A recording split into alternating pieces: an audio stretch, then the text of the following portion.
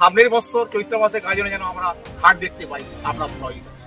অবশ্যই আমি এখানে আসলাম, দেখে গেলাম। আপনারা দেখছেন বাংলার আওয়াজ। ঘাটালে তৃণমূল প্রার্থী শ্যামলী সর্দার মূল গ্রামে ভোট প্রচারে গিয়ে প্রথমে মাকদুম বাবার আস্তানায় প্রণাম করেন, আশীর্বাদ নেন। প্রার্থীর পাশে ছিলেন মোহনপুর অঞ্চলের উপপ্রধান মুস্তাক আলী। তারপর ওই মাকদুম বাবার আস্তানাম খাদেম যারা আছেন তাদের মধ্যে একজন তৃণমূল প্রার্থী শ্যামলী সর্দারের জন্য ভোটে জয়ের জন্য দোয়া করেন। আমি বলছি মকদুম সাহেব খাদিমদার আমরা সেবা কর, আমরা এখানে থেকে তোমাকে বড় করছি, তুই বড় হয়ে সবার কাছে করে যাবি।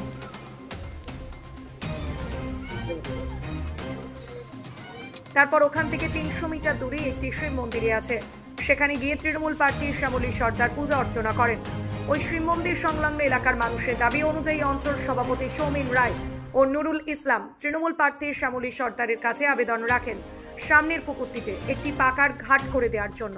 দেখুন সেই আমরা এই প্রথম শিব মন্দির এখানে আছি, আমরা শুনেছি, আমরা জানি এবং জেনে আমরা দেখেওছি এই শিব মন্দির বা যে কোনো মন্দির সবাই আমাদের মন্দির বাইরে এগিয়ে আছে। এখানে হিন্দু মুসলিম সবাই পাশাপাশি বাস করছে এবং সবাই সবারই জন্য ভাবে এবং পাশাপাশি থাকে।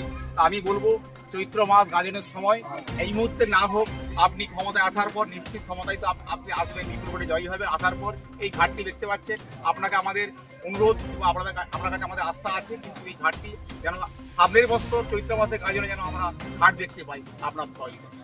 অবশ্যই আমি এখানে আসলাম, দেখে গেলাম। ঠিক আছে, আপনারা আমাকে শুধু ভোটটা ভালো করে প্রচার করবে।